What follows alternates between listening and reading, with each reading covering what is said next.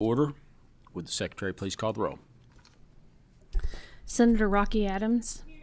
Senator Alvarado. Here. Senator Yates. Representative Bridges. Representative Frazier Gordon. Representative Marzian. Senator West. Here. Representative Hale. Here. We have a quorum. We are duly constituted to conduct business. First matter of business is approval of amendments. Do I have a motion? We have a motion and a second. Without objection, so ordered. Please call the first regulation. Education Professional Standards. 16 KAR 9-100 and 16 KAR 9-110 in emergency. 16-9-100 establishes standards for the Option 7 alternate route to teacher certification. The staff suggested amendment amends various sections to comply with KRS Chapter 13A, amends Section 5 to clarify that this is a reconsideration process, not a formal appeal, and amends Section 7 to clarify that an applicant with a terminal degree shall be exempt from the requirement of a passing score on the admission assessments. 16-9-110 and E establishes the parameters for the Option 9 expedited route to certification. The staff suggested amendment amends various sections for clarity and to comply with KRS Chapter 13A. Would you please identify yourself for the record? Good afternoon, Cassie Trueblood, Counsel for the Education Professional Standards Board. Thank you. There are staff amendments. Is there a motion for approval? We have a motion and a second. Without objection, it is so ordered. So we have before us two regs with approved staff amendments. Just to clarify the record, the second one, it had an emergency filed with it, but the emergency is not in front of us. Thank you. The committee will stand at ease.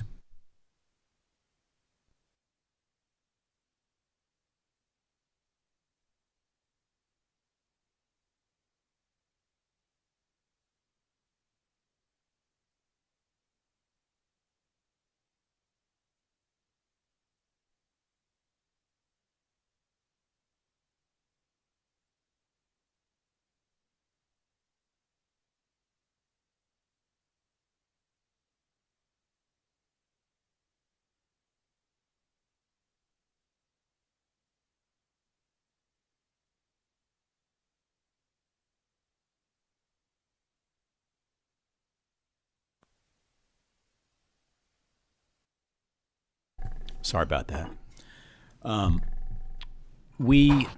If you could, as chair, I'll kind of lead discussion to start out here anyway, but we've had a lot of conversation between members of the committee on 110. And if you could go into 110 in an in-depth way, if you could, and I guess make the case of EPSB on that particular reg.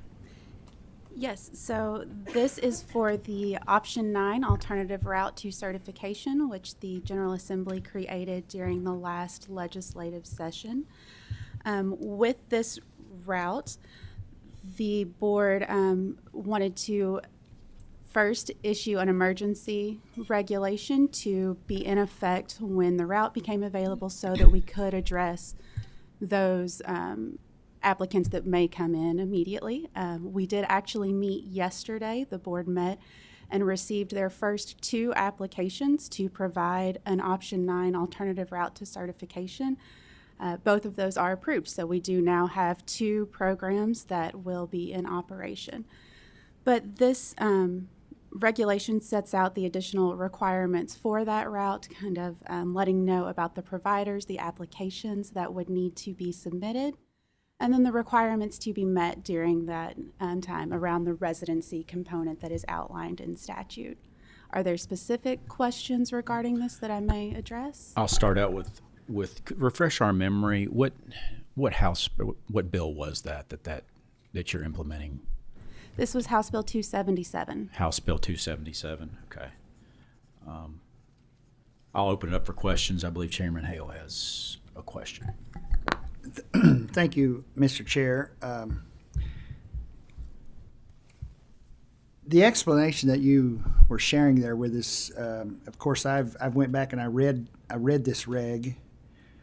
It appears to me, and I've had discussions with my members, the House members, on this specific reg, there seems to be some language or some things in that specific reg that and you can answer this however you want to, but it seems like it's kind of directed towards maybe a certain group of people or a certain area of districts around the state. Am I incorrect or am I correct? I'm not sure what language specifically you're referring to there, Representative. I don't believe that was the intention of the board in creating this. It was to open it up so that any district would have the ability to partner with a college or university as outlined in the statute. And we from specifically reading the reg, it appeared, it just appears to me that there are possibilities there that some of our more rural, smaller districts would have a pretty stringent would be pretty stringent on some of them meeting some of the criteria in the reg. And so that was just my take on reading that. I don't know if any of the other members had a question on there. And Mr. Chair, I'm not jumping in there, but I think maybe a couple House members wanted to just chime in on some of that. Representative Bridges. Yes, I have several rural districts, and I've got a new rural district, and I will refer to the Section 3, the field experience. And I guess my question is, are these requirements or suggestions because it talks about students from different socioeconomic groups, students with disabilities, English language learners, and when you get in these small rural areas, they may not have students of that. And this is sort of like grow your own, and you're trying to recruit teachers to come from those districts. And I come from a family of educators, and I look down through here, and my wife taught for 27 years, and I don't think, I have to question if she'd meet all these regulations to be able to qualify. So are these requirements? So yes, sir, these are listed as regulatory requirements. This language was taken from the current regulation on field experience that our teacher candidates are required to meet. That's 16 KAR 5040. Those requirements and hours, this language simply mirrored that. So that is the intention, that they would have the opportunity to work with diverse populations. I will note that the board has the authority to waive regulatory requirements under KRS 1610281N. You have given them the ability to waive a requirement in their regulation in the case of extraordinary circumstances. So if it was truly that an applicant or a district was unable to meet this requirement, then they would have that opportunity. That is not a waiver request that we have seen currently from our teacher candidates. May I Please follow up? continue. Yeah.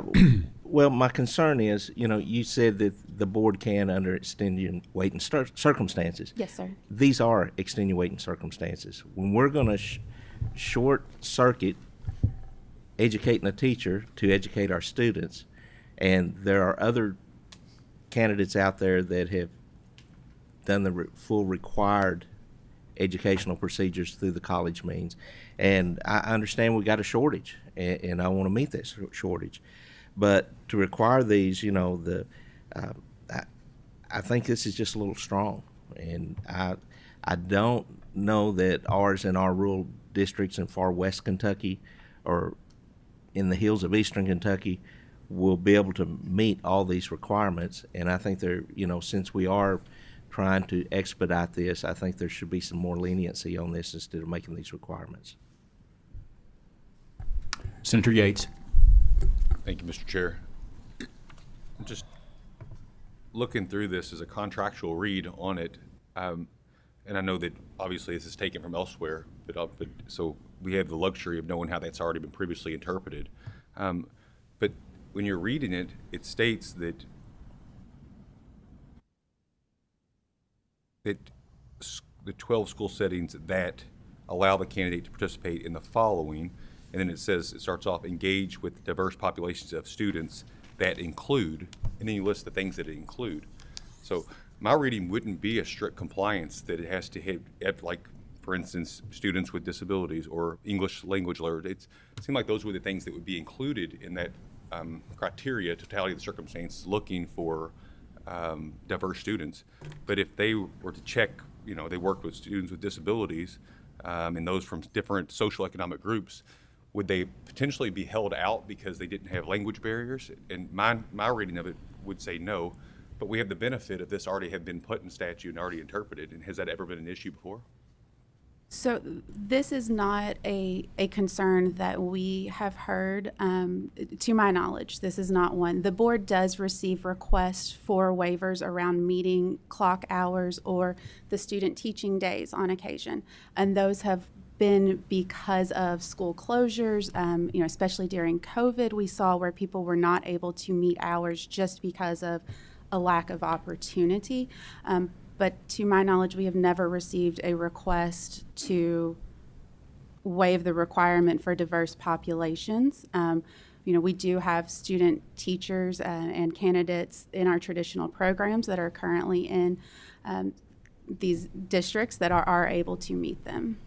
And so that's really, I kind of was answering my own question. It looks the way this landed out, it's a group that would include any of the following list. In the event that you wanted to make sure they did each of it, it would be, you would have something that shall do each of the following. So it looks like you put a totality of things and ideas that would include a economic diversity of different things, but not each individual checklist. And I think that may be the concern is the reading of that language in there to my colleagues. But you're testifying today that's not been an issue and that's not the requirement. That, to my knowledge, that has not been an issue that we have had. Yes, we do understand that sometimes when you are in smaller districts, you may not have the same opportunities to engage with as many diverse populations of students, but it is still possible to engage with diverse students that fall under this section. Thank you. So ultimately, I'll just make a quick comment, and then do we have any other questions? Representative.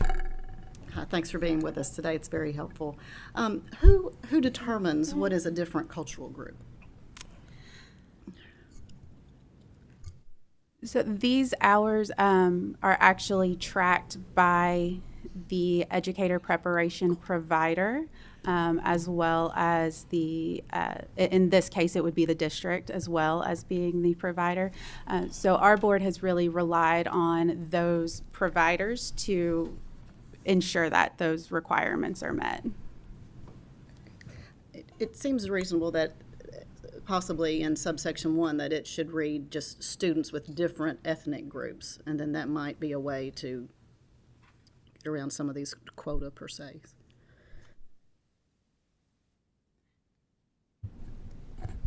Are you done? And I apologize for the pause. I was going to call you Representative Frazier, but you're Representative Frazier Gordon, and I couldn't remember the Gordon part. I'll make any other questions from members?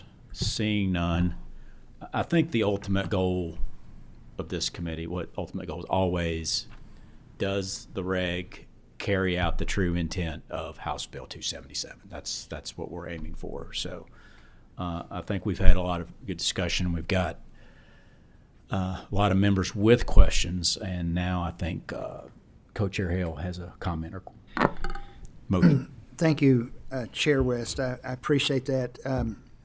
I want to say to you, I do thank you for being here with us today, and you've done a very good job in your explanation. Upon reading this reg, it actually threw up a lot of red flags to me. I'm not sure if it did anybody else, but it threw up a lot of red flags to me when I started reading, especially even some of the things there that Senator Yates was quoting there. And the question from Representative Frazier Gordon, I think, was a really a excellent question. My question to you, ma'am, would the cabinet be at this time today be willing to defer this at this time? I will note that we did take this regulation and the suggested substitutes before the Education Professional Standards Board at their meeting yesterday so that they could review that. The board's intent is absolutely to carry out the intent of the House bill and to meet the needs of our districts and our providers in growing the workforce. We would be happy to continue to consider this feedback. We do understand with the new route, this is something that we'll continue to examine. As this route grows, we are continuing to request feedback from our universities, our colleges, as well as our districts. We would like to be able to proceed, but are happy to continue to consider the feedback. So are you saying that you would be willing to defer this from this meeting today? If we defer from this meeting today to November, Yes. Yes, that's Okay. what I'm asking. okay. Yes, sir, we could do that. Thank you very much. That was my question, if you'd be willing to defer this until a later meeting. Okay. And the November meeting would be fine. And with the deferral, sir, what would you like for us to do in the interim? Go ahead, Senator West. Yes, now we're getting into my opinion as chair, a member of the committee. The way I see the situation, if we ask you to defer, then we have an obligation as a body to meet with EPSB and you and your legal staff and try to come to a conclusion, reconciliation on what the language should be. So that, I believe, I hope I'm not putting No, words in your that- mouth. that's That's the goal, is to, if we don't like the language, we just can't say forget it.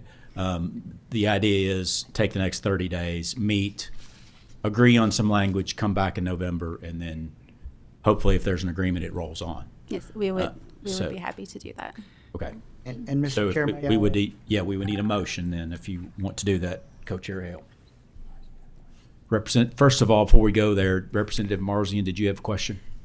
I did in a comment. Would this assist our districts in finding more certifying more teachers? I know there's a huge teacher shortage throughout the whole nation, and I think there's a huge concern, especially in Jefferson County. They're having a heck of a time finding teachers, and they're doing a lot of subs and covering from the administrative offices. So that's basically my question. Is that the goal of this, to help find more teachers or help get them into the system faster? Yes, Representative, I believe that was the intent of creating the route from the General Assembly, was to have an additional alternative route to certification.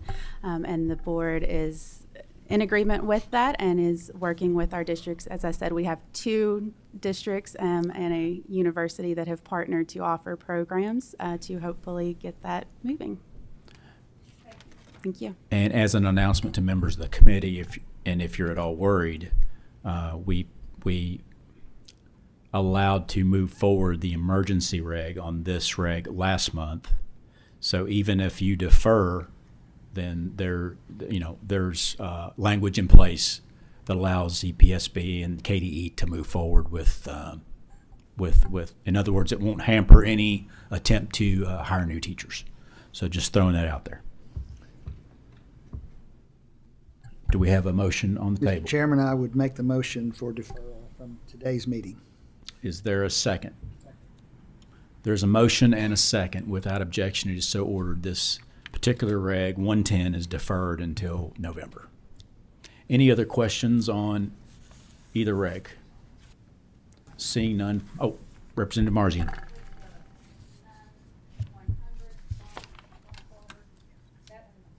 Correct. Yes. Yep, 110 is the only one we're deferring. Thank you so much. Thank you all. State Board of Elections, 31 KAR 3031 emergency and ordinary, 131 KAR 4071 emergency and ordinary, 131 emergency and ordinary, 141 emergency and ordinary, 170, 196 emergency and ordinary, 201 emergency and ordinary, 210 emergency and ordinary, 31 KAR 5011 emergency and ordinary, and 026 emergency and ordinary. All of the ordinary regulations have amendments. This package of regulation establishes procedures and requirements for overseas voters, recanvassing, consolidation of precincts and election officers, chain of custody for records in an election contest, a risk limiting audit pilot program, absentee ballots, and exceptions to electioneering. The staff suggested amendment amends 4196 to clarify when the board may request resubmission of a consolidation petition, and amends 5026 to use statutory terminology to cross-reference relevant statutes and to align with statutory requirements. They also amend various sections throughout to comply with the drafting and formatting requirements of KRS Chapter 13A. Thank you. Would you please identify yourself for the record? Afternoon, Taylor Brown, General Counsel for the State Board of Elections. Thank you. There are staff amendments. Do we have a motion for approval of the staff amendments? We have a motion and a second. Without objection is so ordered. Thank you for being here today. My question, I'll start us out. I don't know if we have other questions or not, but could you describe to us where these regs, did these come out of a specific bill that was passed this session, or is it just housekeeping internal?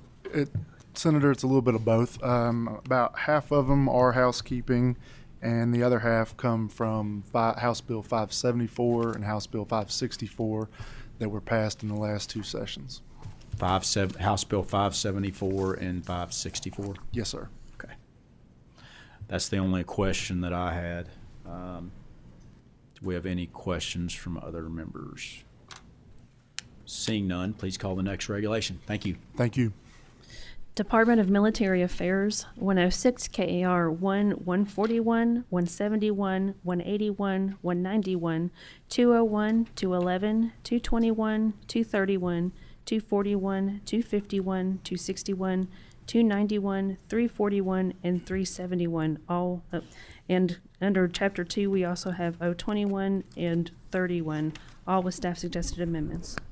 106, 1141 through 1371 establish local emergency management services provisions, including funding and fund allocations, reporting, project applications, reimbursement, planning, training, director appointments, workers' compensation for local personnel, and alternative affiliation requests for specialized rescue services. The staff suggested amendments amend various sections to comply with KRS Chapter 13A. The staff suggested amendment for 106-1201 also amends Section 3 to clarify that the plan draft and adopted local plans shall be due annually, and adds Section 4 to incorporate material. 106-2021 establishes provisions for the Military Family Assistance Trust Fund, and 106-2031 establishes requirements for the Kentucky National Guard Employee Adoption Program. The staff suggested amendments amend various sections to comply with KRS Chapter 13A. Thank you. Would you please identify yourself for the record? Charles Jones, Executive Director, Department of Military Affairs. Jeremy Slinker, Director of Division of Kentucky Emergency Management. Charlotte Sands, Counsel, Department of Military Affairs. Thank you so much. There are staff amendments. Do we have a motion for approval of staff amendments? We have a motion and a second. Without objection, it is so ordered. I have no questions. Do other members of the committee have any questions on these regs? Seeing none, please call the next set of regulations. Thank you. Thank you. You don't have to look so happy. Board of Medical Licensure, 201 KAR 9305 with staff suggested amendments. 201 KR 9305 amends to delete the mandatory HIV continuing education unit requirement for athletic trainers licensed in Kentucky, consistent with the removal of that specific requirement from statute in Senate Bill 125 from the 2020 regular session and effective on January 1, 2021. The staff suggested amendment amends various sections, or amends the necessity, function, and conformity paragraph to comply with KRS Chapter 13A. Would you please identify yourself for the record? Leanne Diakoff, counsel for the Board of Medical Licensure. Thank you. There is a staff amendment. Is there a motion for approval of the staff amendment? Without objection, there's a motion second. Without objection, it's so ordered. Any questions from members on this reg? Co-Chair Hale. Thank you, Mr. Chair. Exactly what requirements are you proposing that they have to do? I mean, when it says additional requirements, explain that if you could, please. Actually, it's not additional requirements. The regulation has always been that athletic trainers have to complete 6 continuing education units per 3-year cycle. So that's about 20 hours of continuing education every year, and then over the course of 3 years, it's 60. By statute, we were required to specify that they had to have 2 of those hours specific to HIV/AIDS training. In 2021, the legislature took out that requirement from statute, so we are taking out the specification of those 2 hours here, but it doesn't change the overall continuing education hours. So it's just basically dealing with that issue right there. Only that issue. So 2 hours that were specific to HIV are now 2 hours at the athletic trainer's choice. Thank you very much. Thank you, sir. You're welcome. Any other questions? Seeing none, please call the next regulation. Thank you. Thank you. Board of Cosmetology, 201 KAR 12 030 60 82 190 emergency and ordinary, 230, 260, and 290, all except 190 emergency, and 230 have staff suggested amendments.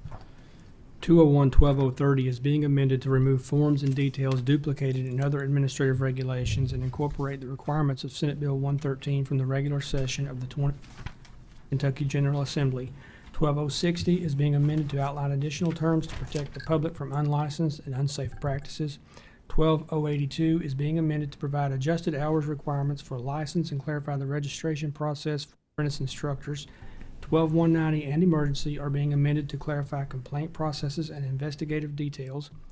12230 is being amended to clarify a necessary statement. 12260 is being amended to increase exam fees to maintain balance on the new contract for exams and establish a fee structure for new permits. 12290 establishes the requirements and processes necessary to receive a KBC permit. The staff suggested amendments to these regulations amends various sections to add a statutory citation, comply with the drafting and formatting requirements of KRS Chapter 13A, and make technical changes. Would you please identify yourself for the record? Good afternoon. My name is Christopher Hunt. I am the General Counsel for the Board of Cosmetology. Thank you so much. There are staff amendments. Do we have a motion for approval of staff amendments? Motion and a second. Without objection is so ordered. So we have before us these cosmetology regs with staff amendments. Any questions from members on these regs? Seeing none, please call the next regulation. Thank you. Board of Nursing, 201 KAR 2260, 310, 490, 620, and 650, all except 310 have staff suggested amendments.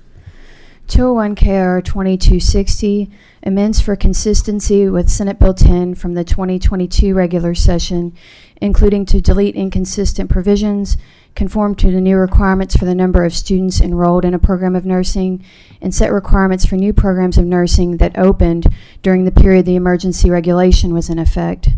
201 KR 2310 amends to reference the new requirements for didactic faculty required by Senate Bill 10 from the 2022 regular session and delete inconsistent provisions. 201 KR 2490 amends to update material incorporated by reference. 201 KR 2620 amends to make changes for clarity, including to state that all other fees will be contained in the general fee regulation and indicate the name that an LCPM shall use for practice purposes. 201 KR 2650 amends to add several tests to the list and several new medications to the formulary as recommended by the LCPM Advisory Council and approved by the board. The staff suggested amendments for 201 KR 2260, 490, 620, and 650 all make changes to comply with KRS Chapter 13A.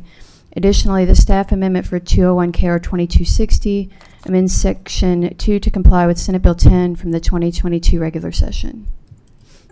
Thank you so much. Would you please identify yourself for the record? Kelly Jenkins, the Executive Director at the Board. Jeff Prather, General Counsel with the Board of Nursing. Thank you. There are staff amendments. Do we have a motion for approval of staff amendments? We have a motion and a second. Without objection, so ordered. Any questions from members on these regs? I have one question, but open it up first. Seeing none. Mine is just a general question. The overarching goal of Senate Bill 10 was, we've got this nursing shortage, which is very serious to the state. We felt there were some artificial barriers there in the number of nursing students and allowed. Do you feel, does this help with that? Does this carry out the intent of Senate Bill 10? We've had about an increase in 400 seats that have opened up this year. So perfect, great. So could you give us a little context, like what did we have before and then before and after? Right now, we're still at about 14,500 that are in what we call the pipeline, and the pipeline means that they've been admitted to a nursing program. So whether they're in the first semester or the last semester, that's what we consider our pipeline, and that's really about the same as what we had at this time last year. But like I said, we just enrolled about 400 more, so we do our annual reports. It's always kind of like a lag time. So I suspect that we will have closer to 15,000 in the pipeline by So 400 is a significant increase. Mm-hmm. Yeah, because Co-chair. a lot of it depends on faculty. They have to have faculty. Right, be able to handle the load, right. So Yes, Co-Chair Hale, did you have a question? Okay. That's all I needed. Thank you so much. Thank you. Thank you. Please call next regulation. Thank you. Kentucky Community and Technical College System Board of Emergency Medical Services, 201 KAR 7701 with an agency amendment. 202 KR 7701 amends to allow students seeking certification as an EMT to be supervised by a certified AEMT or EMT when performing a skill or procedure in addition to a physician, registered nurse, or paramedic who are currently the only personnel authorized to supervise EMT students.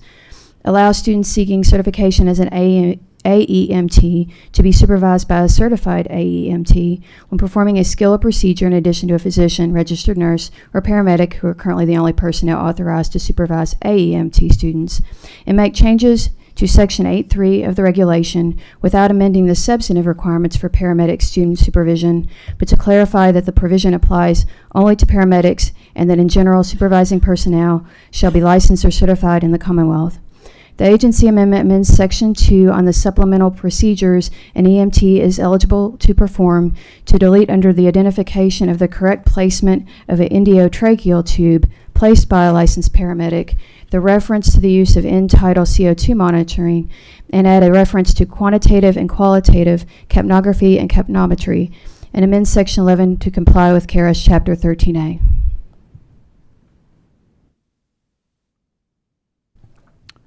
Would you please identify yourself for the record? John Wood, outside counsel for the Kentucky Board of EMS. Sam Lowe, Deputy Director of the Kentucky Board of EMS. Okay, thank you. There is an agency amendment. Is there any discussion on the agency amendment?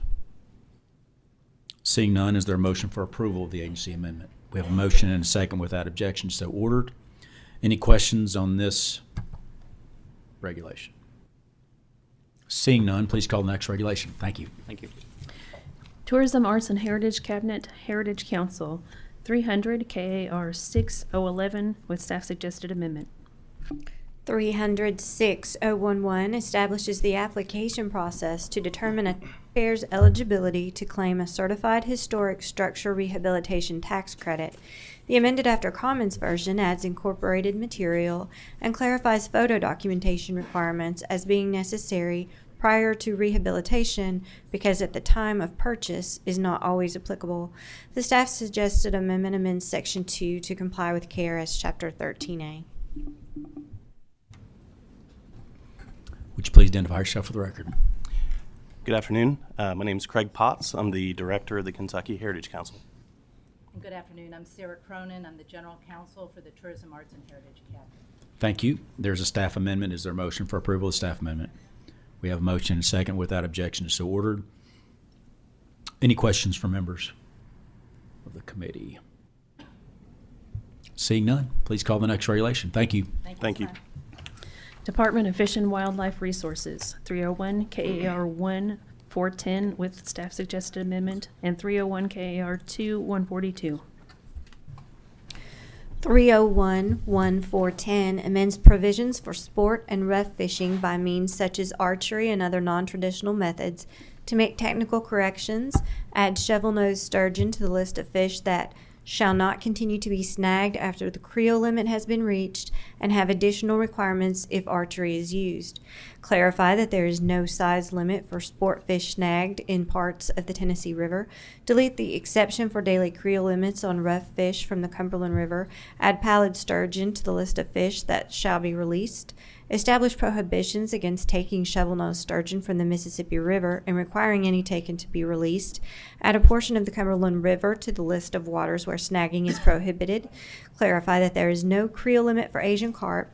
Establish separate creel limits for paddlefish and shovel-nosed sturgeon, and establish daily creel and size limits for fish taken by non-traditional methods. The staff suggested amendment amends various sections to comply with KRS Chapter 13A. 301 KR 2142 amends to add a definition of legal wild turkey for pursuit and take during the spring hunting season and change bag limits for legal wild turkeys. Would you please identify yourself for the record? Commissioner Rich Storm. Deputy Commissioner Brian Clark. Dave Dreves, Director of Fisheries. Thank you so much. We have a staff amendment. Is there a motion for approval of the staff amendment? Oh, Representative Marzian's a little slow. We have a motion and a second without objection, so ordered. Any questions from members on this set of regs? Seeing none, please call the next regulation. Thank you. Thank you. Thank you. Department of Agriculture, 302 KAR 27011, 302 KAR 28011, and 302 KAR 29011. These do not have additional amendments. 302, 27011, 28011, and 29011 repeal 17 regulations that have been reorganized into 302 KAR Chapter 26. Would you please identify yourself for the record? Good afternoon. My name is Bethany Fields. I was a summer intern at the Department of Agriculture. I'm Clint Quarles, counsel for the department. Ms. Fields was the author of these repealers and will be running for national FFA office in a couple of weeks. And I thought this would be a neat experience for her to come and testify. Nice. And it's, the beauty of that is you're learning, and instead of writing regulations, you're repealing regulations. It's a great thing, but welcome to this exciting committee. Any questions from members on these regs? Seeing none, good luck in your future endeavors. Thank you so much. Yep. Thank you. Please call the next regulation. Justice and Public Safety Cabinet, Department of State Police, 502 KAR 13, 10, 30, 40, 50, 60, and 80, all with staff suggested amendments. This package of regulation updates procedures and requirements for certification to carry a concealed deadly weapon pursuant to LEOSA, the Federal Law Enforcement Officer Safety Act. The staff suggested amendment amends various sections and the material incorporated by reference to include additional statutory requirements and to comply with 13A drafting and formatting requirements. Thank you so much. Would you please identify yourself for the record? I'm Brent Combs. I'm a staff attorney in the State Police Legal Office. Captain Brad Arterburn, Captain over the Records Branch. Thank you so much. There are staff amendments. Do we have a motion for approval of the staff amendments? We have a motion and a second. Without objection, it's so ordered. I'll start us out with a question. So, whenever we hear concealed carry or anything like that, a red flag can go up either way, whether you're, 100% Second Amendment or vice versa. So could you briefly describe, what we had before, and then after this reg goes into effect, how will this affect concealed carry, like a normal citizen attempting to get their concealed carry, or one who has concealed carry? How will this affect them? It would not. This is these regulations are only on the Law Enforcement Officer Safety Act, which is basically the federal law that allows peace officers and retired peace officers to carry a concealed weapon nationwide. And what we've done in Kentucky is just facilitate that. This allows them to get the range qualification and the things that are necessary to comply with the federal law. So it doesn't affect a civilian concealed carry at all. Okay, but we didn't have that before, that ability before. These retired officers didn't have that. They did. This is mainly housekeeping stuff that we've done here. Okay, gotcha. So this has been around for several years, but even if we had not enacted a law, they would still have the ability under federal law to carry. So what we're doing is giving them the opportunity to qualify on the range and the other things that their own department may not do for a retired officer and that type of thing. Gotcha. That's all I needed. Any other questions from members? Seeing none, please call the next set of regulations. Thank you. Kentucky Law Enforcement Council, 503 KAR 140 with staff suggested amendment. This regulation amends 2 forms to add additional crimes that prevent certification in accordance Bill 206. The staff suggested amendment amends various sections and the material incorporated by reference to comply with the drafting requirements of KRS Chapter 13A. Thank you. Would you please identify yourself for the record? Good afternoon. Amy Barker, Assistant General Counsel here for the Kentucky Law Enforcement Council. Is that mic, is the green light on? It is. Yeah, that middle one you got to pull a little bit closer. So thank you so much. There are staff amendments. Is there a motion for approval of staff? We have a motion and a second. Without objection, is so ordered. Any questions from members on this reg? Seeing none, please call the next regulation. Thank you.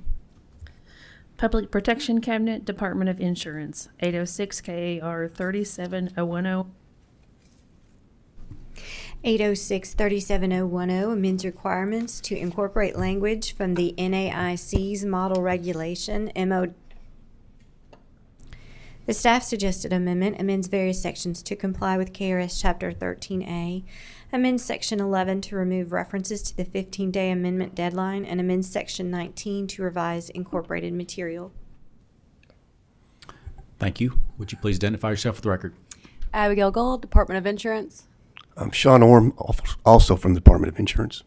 Thank you so much. There is a staff amendment. Do we have a motion for approval of the staff amendment? We have a motion and a second. Without objection, it is so ordered. Any questions from members on this reg? Seeing none, please call the next regulation. Thank you. Thank you. Department of Charitable Gaming, 820 KAR 1001 and 32, both with staff suggested amendments. 820 KR 1001 amends to define primary office location and prohibit the primary location from sharing a space with a bar, restaurant, convenience store, or other commercial retail business. 820 KR 1032 amends to allow charitable organizations to conduct gaming at the same time for a raffle. Require that the flare or seal card for paper pull tabs is in view of the players while the deal is in play and after all tickets have been sold until all prizes have been claimed or time has expired. Require the holder of the winning pull tab to be paid in full no later than 5 days from the redemption date. Allow the purchase of electronic pull tabs to occur by inserting the currency into the device. Require users of the electronic pull tab system to have a personal identification number. Prohibit a point-of-sale station from accepting payment via credit or debit card. Allow a device to be activated for the purchase of electronic pull tabs by the insertion of currency or a credit ticket. Prohibit the electronic pull tab device from dispensing coins, cash, tokens, or anything of value other than a credit ticket. Allow a fixed-base electronic pull tab device to have attached bill validator, which can only accept U.S. paper currency or a valid credit ticket and shall comply with industry standards. Prohibits a fixed-based electronic pull tab device from accepting payment via credit or debit card. Establish that a player shall win if the pull tab reveals how much has been won. Prohibit an electronic pull tab game from containing a pull handle or mimicking a slot machine, such as coins falling into a tray or hopper. Remove restrictions on animation and sound rules concerning gameplay software. Require a game that uses symbols to indicate those symbols on the winning ticket. Require a disclaimer for a bonus round to be displayed in the player interface or on the flare or help screen. Restrict the cost of the individual electronic pull tab ticket from exceeding $5. Require an organization to state the authorized location for electronic pull tab games on the charitable gaming license. Allow a distributor to install an electronic pull tab system or device in an unlicensed location for demonstration purposes, and require an authorized chairperson to be present on the premises at all times that electronic pull tab devices are available to the public. The staff suggested amendments for these regulations amend various sections to comply with KRS Chapter 13A. Thank you so much. Would you please identify yourself for the record? Ambrose Wilson, Commissioner, Department of Charitable Gaming. Doug Harden, Staff Attorney, Department of Charitable Gaming. Thank you. I have a question, but I think I'll let Senator Yates jump in first. Thank you, Mr. Chair. No hurry, but as I'm reading through some of the changes, one would be under Section 1, it lays out definitions, gets down to subsection 15, it describes the primary office. There's a change on subsection 15B. It says, well, and it really, I don't know if it changes the intent of it, but I worry about one particular nonprofit in my district. It says, does not include any physical space a charitable organization shares with a bar, restaurant, convenience store, or other commercial retail business. Is that's already been in place for some time? Is that they can, the charitable organization, whether to say if it's charitable slots or those things, they can, are you saying they cannot share a space with another bar? You want me to take this? Go ahead. We didn't really have any standards for what constituted a primary office location, so we needed to have that in the definitions because that was something that was kind of left to our interpretation for a long time. We wanted to spell that out in law. It wouldn't prohibit an organization from having gaming devices at those types of locations. It's just that those locations would have to be licensed charitable gaming facilities as opposed to the charity's primary office location. We just want the primary office location to be where the charity does its charity business, not the back room of a bar. Okay, that makes sense. So they can still collect the money through the charitable gaming machines even though they're adjunct with another bar or something, as long as the facility is somewhere else, a safe located facility elsewhere. You're right. Okay, thank you. Thank you. Thank you. My question is in the same section as Senator Yates, and I don't know what's happening here, so I'm trying to figure out what's currently happening in the state. Ideally, we're trying not to upset the apple cart of what is currently happening in the state, because this can get pretty serious in some parts of the state, these charitable events and gaming. So, primary, I'm just going to read it. Primary office location means the land and building in and upon which a charitable organization conducts the majority of its charitable business.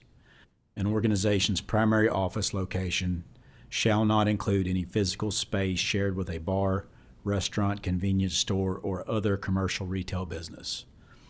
So that's the regs. So if currently this charitable gaming company, outfit, whatever, is conducting business in a bar, after this reg flows through the process, they're going to have to get a new location, basically. No, sir. Is that correct or incorrect? No. What this? Could you pull that mic a little closer? Sorry. What if The primary office location definition was added mostly so if you look in the pull tab regulation in section, I believe it's section 33, that lists the locations where, and this isn't anything new, this is existing regulation, that lists the locations where a licensed charitable organization may install electronic pull tab devices. One of those is primary office location. The definition we added is just to define what a primary office location has to be, so that, for example, a charity couldn't just say, well, the broom closet in the back of the bar is our office and we're going to install the machines here. They could still install the machines at the bar, the restaurant, the gas station, wherever, as long as it wouldn't be their primary office location. That commercial establishment would have to have a charitable gaming facility license. Gotcha. Okay, so there was a lot of talk in this past session about gray machines. So how would this regulation affect gray machines? I don't believe it would, because as you know, the gray machines are not something that our agency licenses or regulates. So this wouldn't really have any impact on them. Gotcha. Okay. Senator Adams. This is on another note, but how long does it take you to approve a gaming license for a nonprofit? Normally not. Depends on if the application is complete, if there are any deficiencies in it. There's a regulation that encourages organizations to get those applications in 60 days before they expire or before they intend to start. Our licensing staff almost never has any trouble getting it done in that 60-day time frame. Are you sure about that? There's a lot of people in Louisville who are still waiting for their charitable gaming licenses who are 6 months down the road. I'm not aware of that happening, but if the application is complete, it's processed fairly quickly. There are times where a question isn't answered, where our compliance staff has to do an office inspection.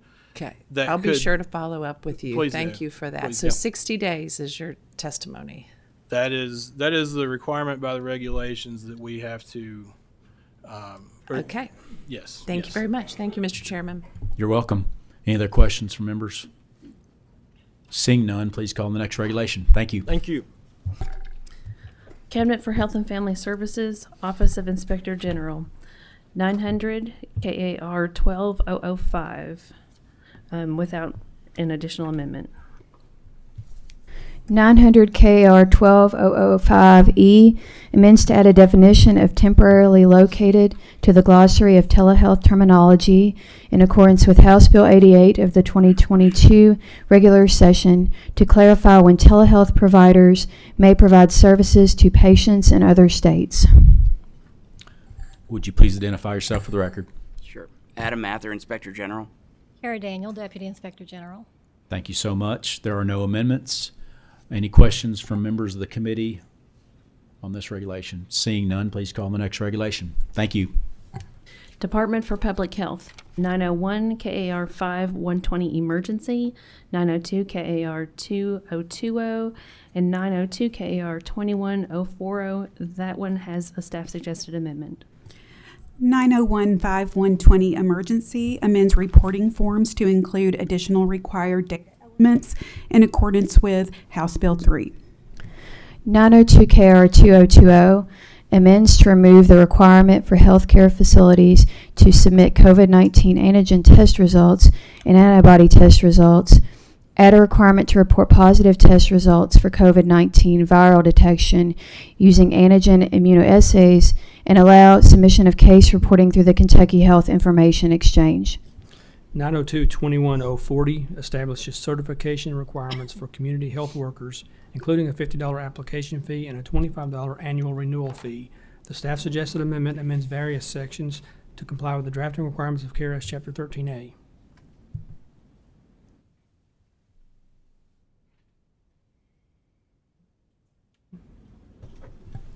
Would you please identify yourself for the record? Julie Brooks, Regulation Coordinator, Department for Public Health. Hi, Wesley Duke, General Counsel for the Cabinet for Health and Family Services. Thank you so much. I believe we have a question from Co-Chair Hale on 120E. Thank you, Mr. Chair. My question is, does this regulation requiring anything more than House Bill 3 requires or required in the language of House Bill 3? Is there anything that's being added through this regulation as far as data, any other information in this reg? Yeah. No, sir. It is just implementing the requirements of House Bill 3. There are no additional requirements to be reported. So this reg is, again, I want to make sure this is just implementing what was in House Bill 3. That's correct. Yes. Okay. Thank you very much. Any other questions on these regs? Seeing none, please call the next regulation. Thank you. Thank you. Thank you. Department for Medicaid Services, 907 KAR 1104, 4020 emergency, 030 an emergency, 907 KAR 20020 emergency, and 907 KAR 20100 emergency.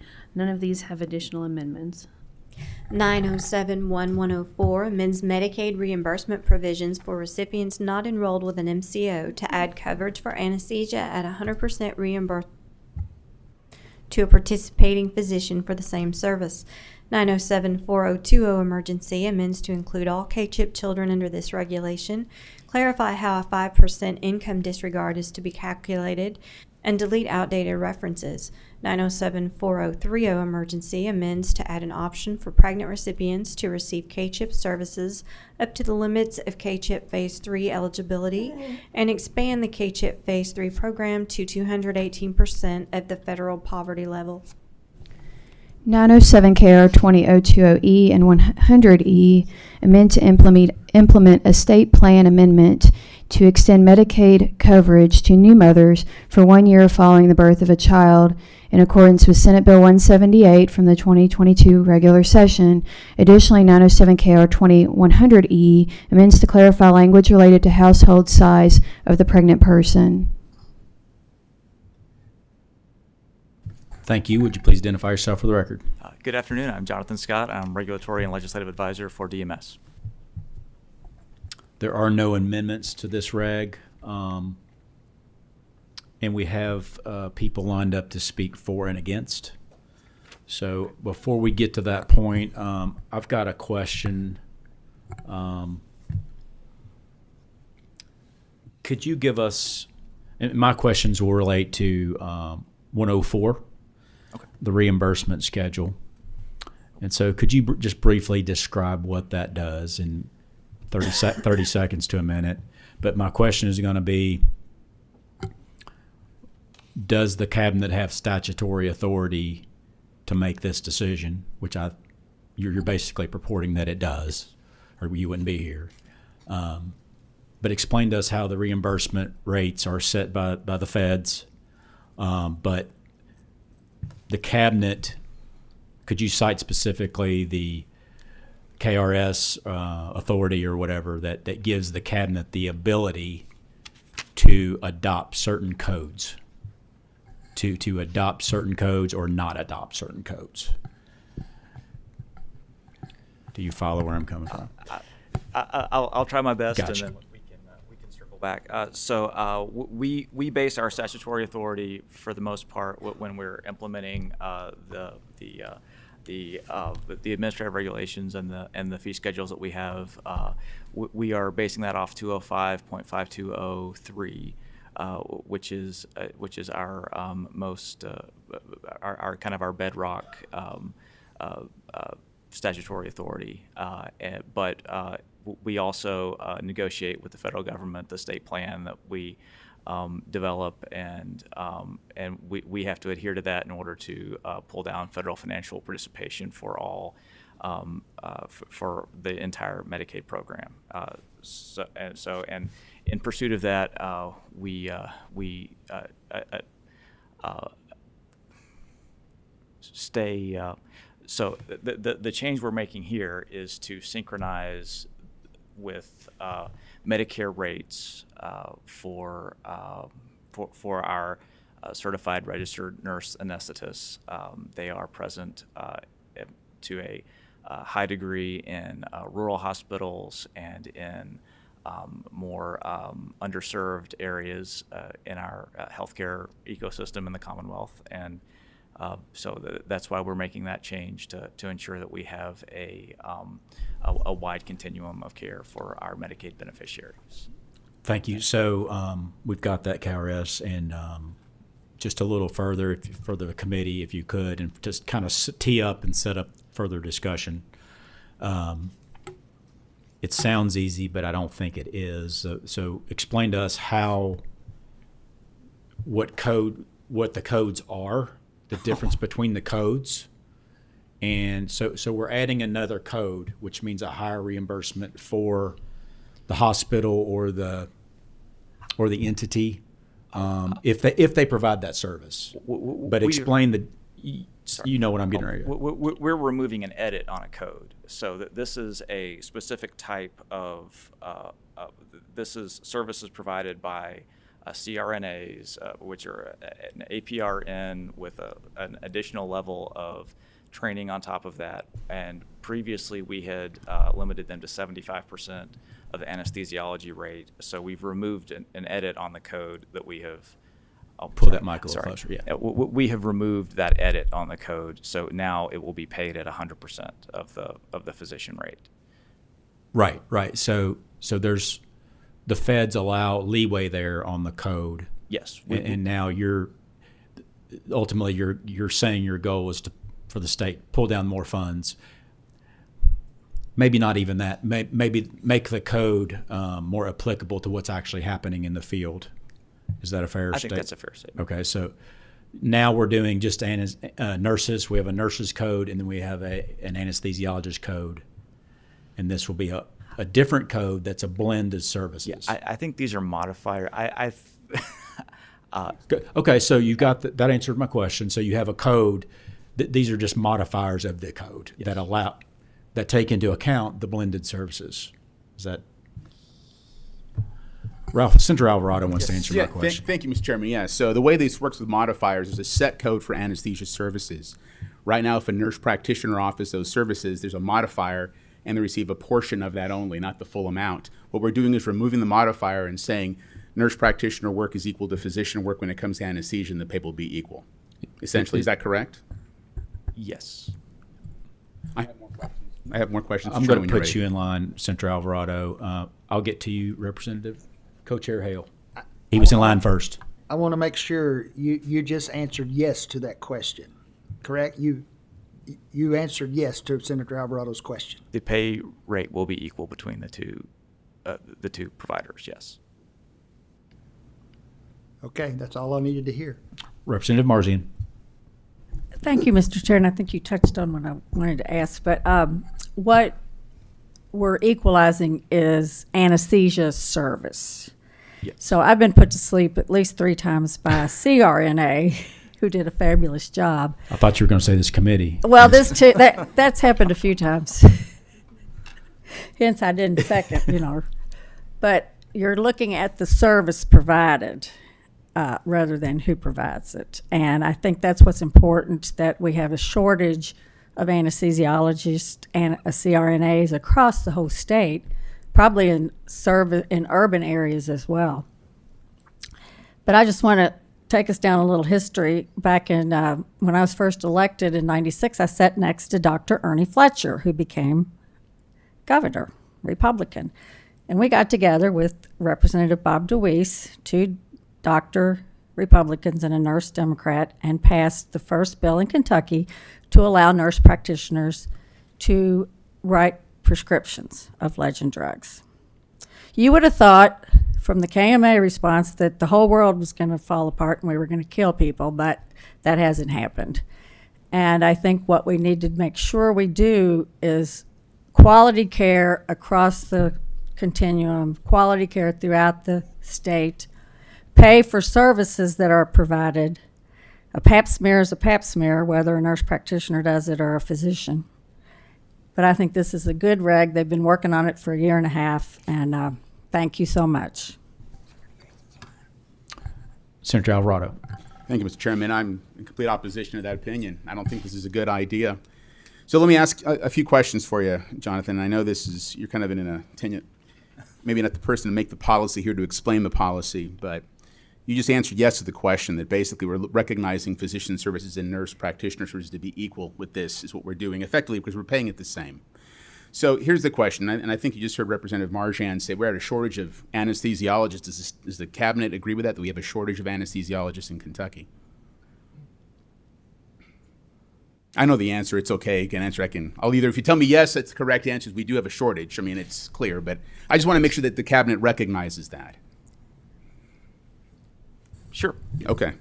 Very good. If you can look it up online and find it, and some will argue there's also a shortage of anesthesia services across and I've heard that the comment for this is that it's going to help in rural communities. But when I'm reading the reg, there's no distinction between urban or rural communities on the reimbursement. If we wanted to drive people into certain areas and you offered enhanced payment, people would probably say, hey, look, I'm going to get paid more to go to a rural area. I might understand it if there's a clause in here that says we're willing to offer this in underserved areas or areas that are considered rural by nature and need providers and we don't have them. We're willing to do that. But there's no distinction here that I can read when I'm looking at this regulation. There's no difference. It's urban and rural being treated exactly the same in this.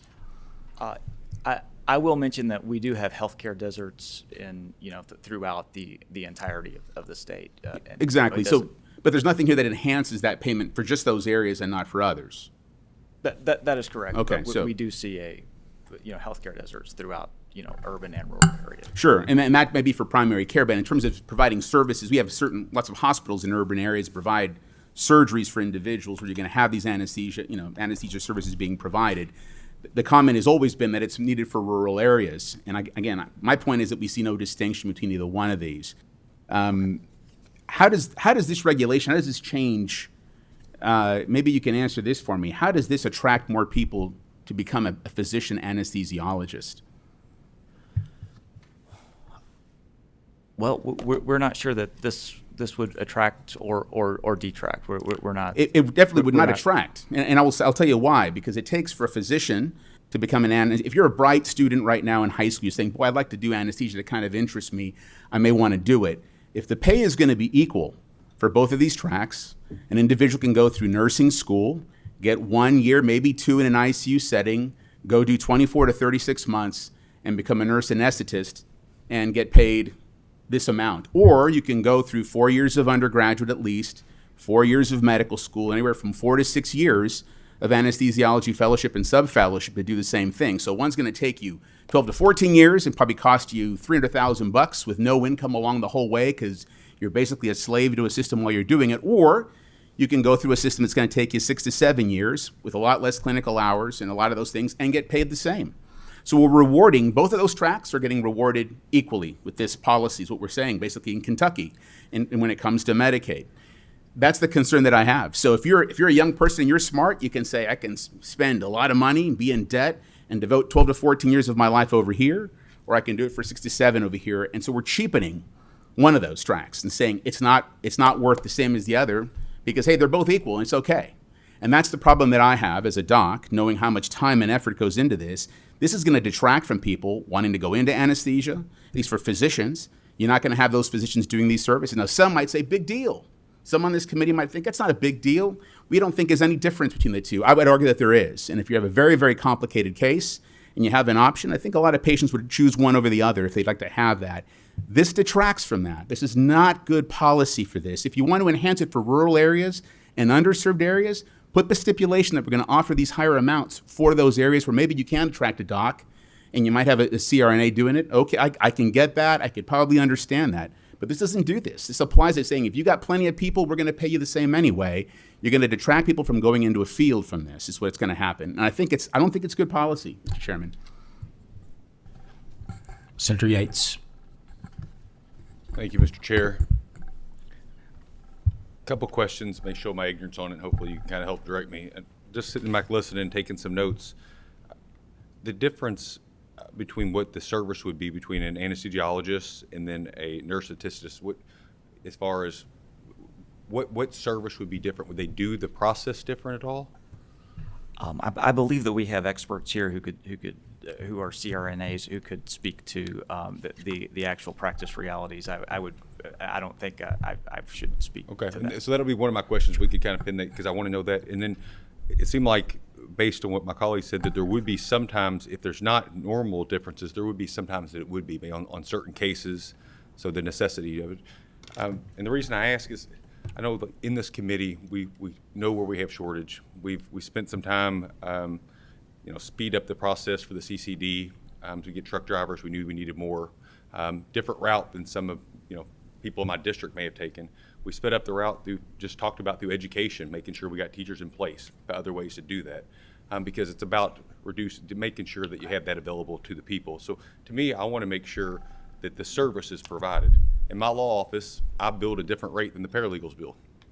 But I also make sure that I'm not doing paralegal work and billing at attorney rates.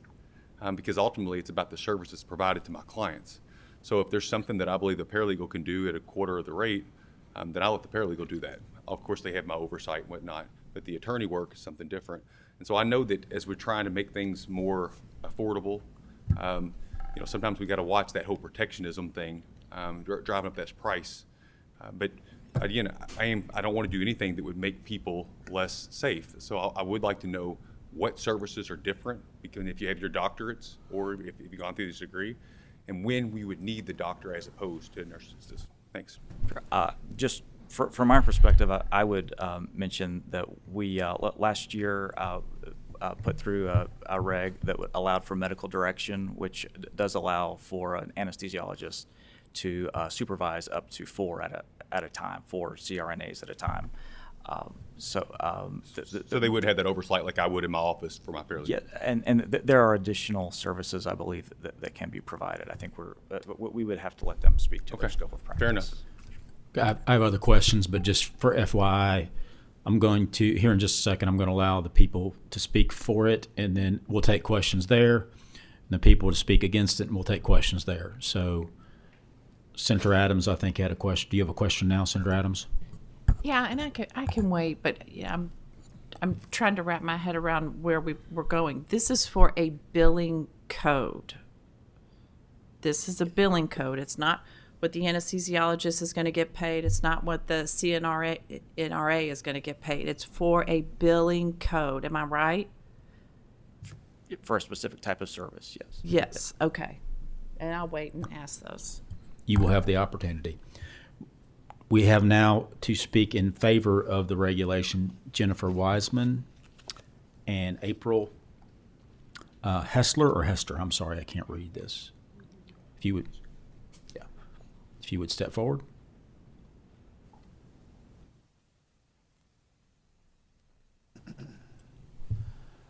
I know this sounds crazy, but if you would identify yourself for the record when you sit down. Yes, sir. My name is Jennifer Wiseman. I'm a nurse anesthetist, and I'm currently president of the Kentucky Association of Nurse Anesthetists. I am April Hester. I am the immediate past president of the Kentucky Association of Nurse Anesthetists. Thank you so much.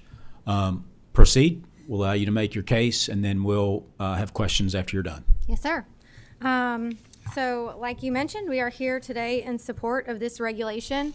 Just to give everyone a quick background, this regulation has been a long time in the making. We've been working on this for over 18 months now.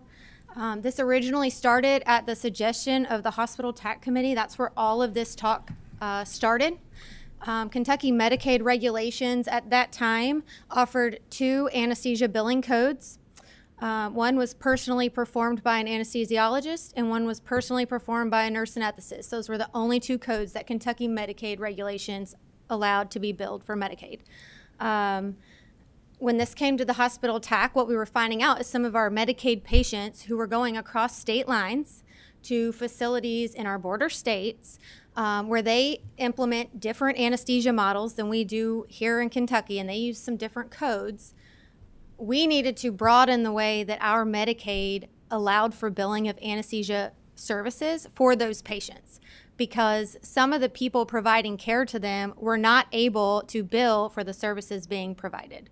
So when all of this came about at the discretion of the governor, we had a meeting. That meeting was back on Tuesday, April 13th, 2021.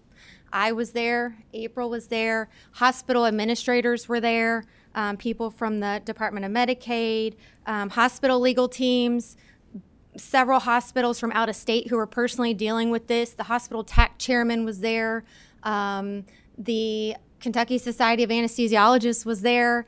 The American Society of Anesthesiologists was there. Every anesthesia stakeholder in this state, as well as hospital admins, legal teams, we were all there.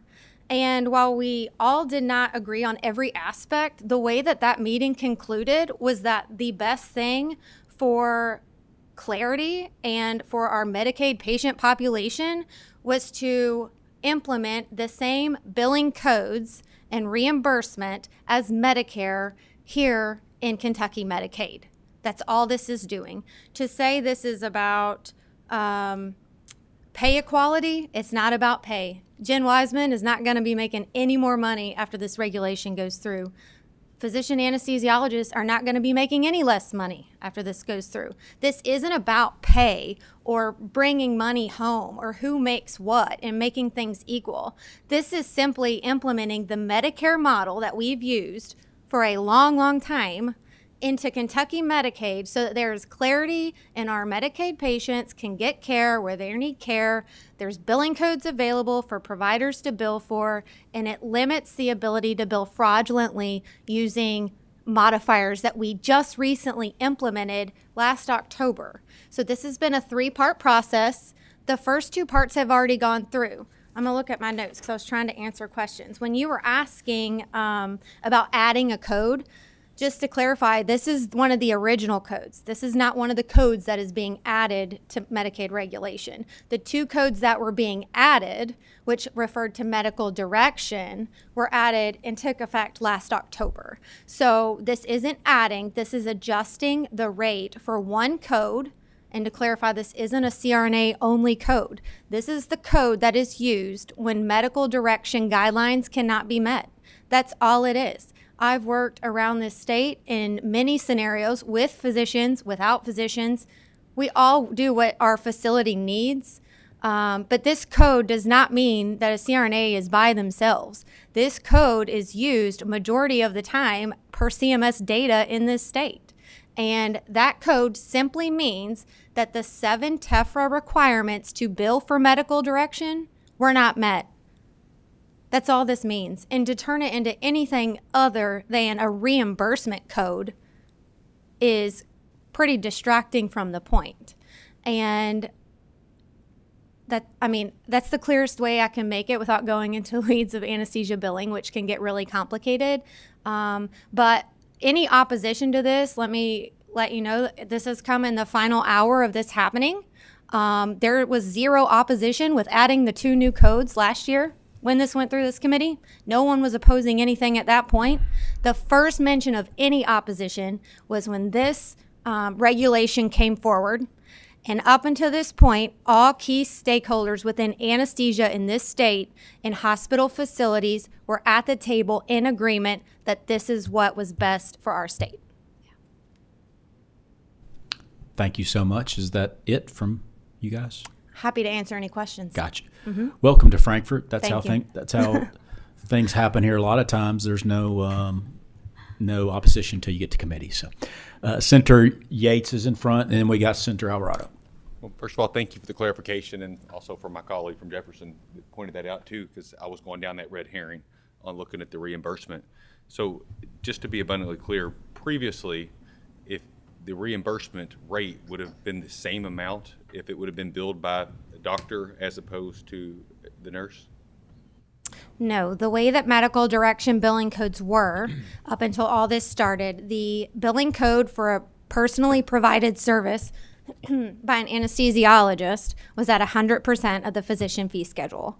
A service provided by a nurse anesthetist was at the 75% rate of the physician fee schedule. That's what it was prior to any of this work on these regulations. So now this work would mean that there would be 100% reimbursement for the service provided regardless of who did it? Correct. And that yes. And Short answer, yes. And the addition to the medical direction model that allows any facility to implement any kind of billing model they see fit. Okay. And earlier we put a pin on it. I had a question that wasn't able to be answered that you may be able to answer. In what scenario would there be a situation where the nurse would not be able to do it, but you would have to have a doctor, anesthesiologist do that? None. Is there certain scenarios where you would want to have the oversight of the medical doctor? There's certain scenarios where we obviously work as a team with many people to provide care. A lot of our university hospitals, we are working side by side anesthesiologists. This isn't a turf war about who wants to work with who and who can do what. This is simply going back to just the billing model. There's never, whether I give you a little bit of sedation for something or whether I put you to sleep for a 9-hour surgery, that's the same code. Do you see what I'm saying? There's not a discrepancy amongst like levels of anesthesia. The codes come from the way that the involvement of providers are dispersed.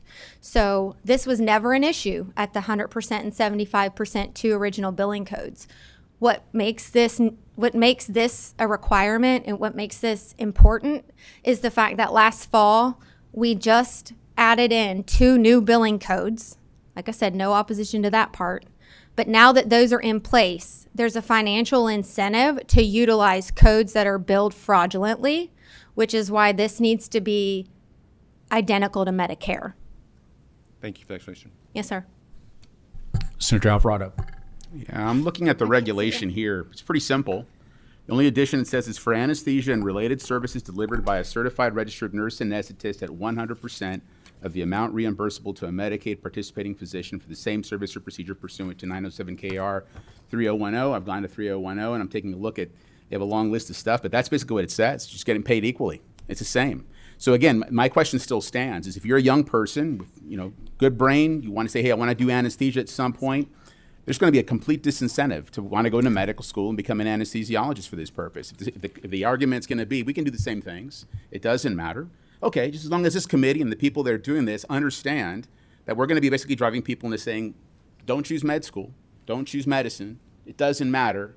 And I would argue that it does because the amount of clinical hours that are there is exceeding the amount that you all get trained in. You guys do a good job and you guys are needed desperately in a lot of rural areas. And if this were defined for those areas, I could get behind it. But it is going to be used for that. And I know you guys say, well, all these people agreed. I wasn't on this committee as of until less than a year ago. So if you would have brought it before me, you would have heard me break out about that too. And we've got someone here who's going to speak on behalf of physicians as well to see what anesthesiologists think about this. But that's the reality of what it's going to do. To Senator Yates's point, if government came out and said, hey, paralegals can practice law, and they're going to be able to bill exactly what lawyers can, I suspect we'd probably hear a breakout from the lawyers saying, whoa, hold on a second. And paralegals do a lot of good work. You talk to a lot of lawyers. Those guys know the law as well as a lot of lawyers do. But the argument's going to be, hey, do they go through the schooling that lawyers do? No, they don't. Do they have all that other training? No, they don't. But if suddenly government said, hey, you can bill exactly the same and be independent for it, there'd be a different cry out from certain groups out here. That's my concern here is there is a discrepancy in training and amount of clinical hours that it takes to achieve these degrees. And I would think that if you're going to reimburse, that should be consummate to that. Not to say it doesn't matter about your training and background. As long as the service is being provided, it's okay. What we're going to do is we're going to drive people out of one profession and into another. That's going to wind up happening. That's the reality of it. If folks here are okay with that, just know that when the time comes in the future, there'll be a lot less people, MD anesthesiologists in the state. That's what's going to wind up happening. You're not going to have them around, and some may not care. Okay, but I'm just making sure people are aware. That's the end result of this is going to do. Yes. So thank you for your comment. I would like to just note that this isn't about anyone's education. It's not about anyone's training. This is a billing model that has been in place. It is being updated from 2014. That's simply an update. But this is a model that CMS uses daily. This is a model that CMS and private insurers already use and pay on. So to extrapolate what this is doing and put it in a form that it's gonna, disincentivize people from going to medical school, if that's the case, it's not going to be this reg that does that, because we are only mirroring what Medicare and private insurers are already doing. Mr. Chairman, 36% of our population receives Medicaid services. So this is going to cover 36% of the state right now for medical services. That's the case. That isn't the case right now. When this passes through, it changes it from whatever we got from Medicare, and it's going to go to 36% more of the people, the population of the state will fall underneath this. And shortly after that will probably be commercial stuff as well. I don't know that much has changed in terms of training, in terms of ability to do these procedures from 7 or 8 years ago when it's been like this, and this is how it's been billed for a long time. Nothing has changed in terms of the training, the services provided, all those sorts of things. The shortages existed then, they still exist now. This is a trend that we're seeing. I'm just letting everybody know. I'm not supportive of this. It'll be a different probably discussion when it comes to health and welfare, I can assure you. But that's the concern when it comes to this. This is not going to help in certain aspects. You're going to have people that are going to be saying, we'll take less training and less hours to do the same services. For some, that might be okay. It isn't for me as a doc. That's it. Thank you, Mr. Chair. Representative Marzian. I'm interested in the fraudulent billing. Would you explain how that happens within the system with the hospitals bill fraudulent? Because this has been an issue in some of the facilities in our bordering states. Without getting into the weeds of anesthesia, prior to the implementation of the 2 new codes last year, there was just 2 codes, and it was very simple. The 2 new codes that we added were medical direction billing codes, one of which gets tagged on to the physician and one of which gets tagged on to the nurse anesthetist. So when we are both working together providing care, medical direction guidelines, TEFRA guidelines, this is CMS language, says that there are 7 specific things that must be documented by the physician in order to meet the requirements of billing that code. If the requirements are met to bill that code, the bill gets submitted and the 2 codes are divvied up 50-50. 50% is reimbursed under the physician modifier and 50% is reimbursed under the nurse anesthetist modifier. Does that make sense? $100, call it 50-50 each way. If those TEFRA guidelines are not met, it must be billed if the CRNA is involved as the QZ modifier, which is what we are discussing today, which means that the reimbursement is now $75. That doesn't mean a physician wasn't involved in the case. It's not what it means. It simply means that those 7 boxes could not be checked. And I can tell you from data that was published by the American Society of Anesthesiologists themselves in their national journal, it is very difficult to meet all of those 7 requirements, medically directing 4 CRNAs with start times at the same time. And you know what the suggestion is so that you can bill appropriately? Start your surgeries and delay the cases. So instead of incentivizing that to happen, putting Medicare's billing framework into Kentucky Medicaid regulation is a very simple answer. It makes it very clear for anyone providing services to our Medicaid patient population what the guidelines are and how to bill, and allows them the codes to do so according to how their facility chooses to run their anesthesia department. This doesn't change anything about how we practice. It doesn't change anything about what we're doing. This is a billing code. It's not incentivizing more pay, less pay. It has nothing to do with pay. It is a billing code, period. Thank you. I just wanted to point out that lawyers and paralegals don't bill Medicaid, so paralegal could bill whatever they want. They just have to get paid, so they're not involved in that system. So I appreciate your answers, and yes, ma'am. Hope we can move forward with this. Any other questions from members in this section? Moving on to the next section, if you guys don't mind, if you could step back, and yes, we've sir. got people signed up to speak against. We have, I think, 1 in person. Yes, we have Caitlin Williams, and we have Jiaping Wang on Zoom. Yes, I'm here. I apologize. That's the Bourbon County, Kentucky pronunciation of your name. That's all good. Hopefully that's Thank you, okay. sir. Yeah, that's fine. But if you could identify yourself for the record and proceed. Hi, my name's Kate Williams. I am an anesthesiologist at the University of Louisville, where I serve as an assistant professor. And Dr. Wong, I'll let you introduce yourself. Sure. I'm Jiapeng Huang. I'm attending anesthesiologist at University of Louisville. I'm a professor here. I also serve as a Kentucky director for American Society of Anesthesiologists, and I also serve as a treasurer for Kentucky Medical Association, KMA.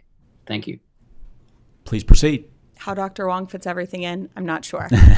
So I'll go ahead and start us off here. As you guys have heard, to be a physician anesthesiologist requires much more training than a nurse anesthetist. I want to make it clear that I'm very pro CRNA. At U of L, we do work in teams of medical direction, so we can oversee up to 4 CRNAs at a time, or we can see our training over. We can oversee 2 of our resident doctors that are training in anesthesiology. So we very much value our team model at U of L. I love the nurse anesthetists I work for, would let any of them put me to sleep with the direction of an anesthesiologist above them. I think that is something we do extremely well at our hospital if you're ever needing care in the Louisville area. But there is a difference between the education and the training in nurse anesthetists and physician anesthesiologists, as Dr. Alvarado was discussing. We do have to go through medical school, at least 4 years of training in anesthesiology before we can practice. And yes, we are both providing anesthetics. However, just because we're providing the same service does not mean that every service, so every anesthetic, is the same. A very healthy patient is very different to put to sleep than a patient with many medical comorbidities. As you can imagine, many of our constituents here in Kentucky do have a fair amount of medical comorbidities, whether they're from an urban area in Louisville or a rural area in eastern or western Kentucky. So it's when we get these very complicated patients that have extreme medical comorbidities, and it's literally a matter of life and death as we're putting them to sleep, that it's important to understand the value of having a physician anesthesiologist and to reimburse these rates at the same, a nurse anesthetist versus a physician anesthesiologist is sending a signal that you think that it doesn't matter, that extra training and education can go into taking care of patients. I think that's one important point. And what we were talking about earlier with the medical direction and your question, Senator Yates, Kentucky actually is what we call an opt-out state in the anesthesia community. So Governor Steve Beshear had made an executive order years back that allows nurse anesthetists to practice without an anesthesiologist overseeing them. So that was written as a way to get more access to these rural hospitals and these medically underserved or medical deserts, as was referred to in the language earlier. However, that has clearly not been effective because we're still facing those same shortages of providers, whether that be physician anesthesiologists or nurse anesthetists over 10 years later. Excuse me, sorry, this is my first time talking in front of you guys, and it's a little bit nerve-wracking, guys.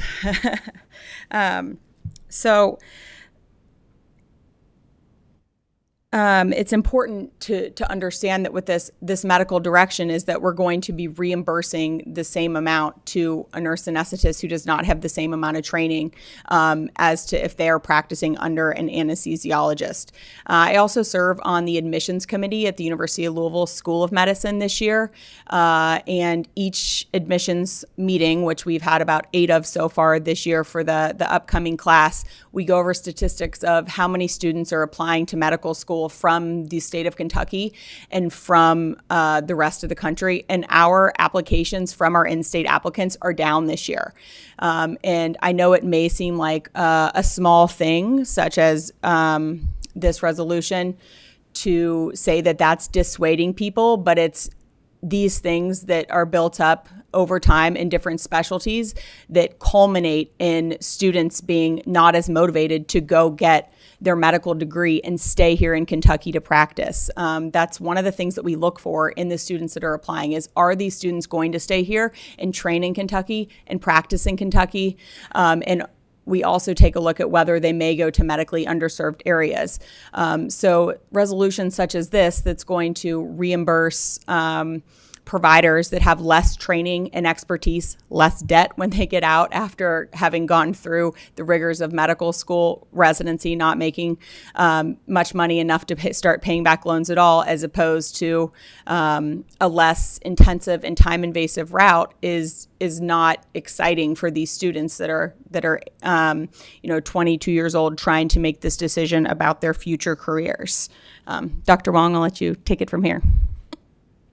Sure. Thank you, Dr. Williams. Thank you, Mr. Chairman, committee members. It's a great honor to be here to speak on this. So let me clarify. So on behalf of the American Society of Anesthesiologists and on behalf of the Kentucky Society of Anesthesiologists, we're strongly against this regulation. And here are why. I think Dr. Alvarado, Dr. Williams are talked extensively about the training differences between the CRN and the MD. Just like Dr. Williams, I work with the CRNs every day. I love them, and I think they're great, and they're really, really important force in healthcare. I think I think if we want to improve the care in Kentucky, especially for rural areas, the solution is not to increase the pay for the CRNs. The solution is to increase pay for all of us, for the anesthesiologists and for the CRNAs. So right now, there's a severe shortage of CRNAs and anesthesiologists in Kentucky. If we're going to make this change, you will see less and less anesthesiologists want to stay in Kentucky. And I already talked to several people. They say, if I stay in California, I can get all the respect as a physician. Why do I want to come to Kentucky?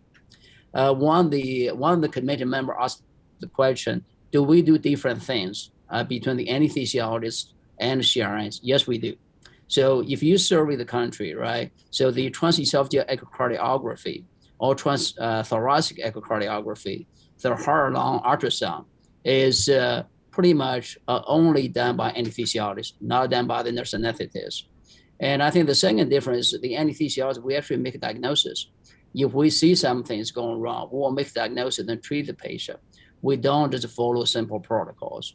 And in many practices, if you look at, it doesn't matter if it's an urban area or rural area, for the big cases, for cardiac surgery, for neurosurgery, for big spine surgery, they want the anesthesiologist to care for them. And we, as I said, as a physician, not only we do anesthesia, we actually diagnose people, diagnose disease, and treat the disease. The other point I have is when we talk about young healthy patient coming in for small surgery, right? We have an old saying in anesthesia: there's only small surgery. There's never small anesthesia. And if you read the newspaper, you will know those are the cases that will be on the newspaper, right? Somebody pretty healthy coming in for simple surgery, they had a big stroke, or they die in the outpatient center. The reason for that is surgery and anesthesia, they are not an easy thing to do. There's known complication from anesthesia, such as malignant hyperthermia. So if you have anesthesia, a small group of people will develop high fever, and many of them will die on the table. And the other thing you have is a cardiac arrest. And years over years, we're doing better, but still, there are young, healthy patients come for surgery and anesthesia, they will die on the OR table. The question before the committee is, do you want that happen to your family member? Do you want that happen to your members in Kentucky? The answer, you don't, right? So that's why we want to provide the highest possible level of care, not reduce the level. So I think our CRN colleague mentioned that in places they cannot meet the requirement for medical direction, so meaning one anesthesiologist only can supervise 4 CRNAs. That's the reason that rule came, right? For any possible anesthesiologist, that's the maximum we can do, is to supervise 4 CRNAs. And there's a reason behind that regulation, right? So what we're doing right now is we're really telling people, don't worry about it. You don't need to supervise, only 4 rooms. You can supervise 40 rooms, right? And you still get paid the same. What a message are we sending? Are we saying our Kentucky patients less valuable than others, right? We are putting our Kentucky patients into danger by allowing this regulation to go through. Sorry, I could not be there in person, and I apologize. I talk a lot, but I'm very passionate about this. Thank you. No worries. Thank you so much. We have some questions. I'm going to start us out really quickly. Just for my clarification, I think I know the answer to this, but in the doctor's comments, he mentioned reimbursement rates. All those reimbursement rates are federally set, correct? So the state has nothing to do with setting any of these rates. Is that correct?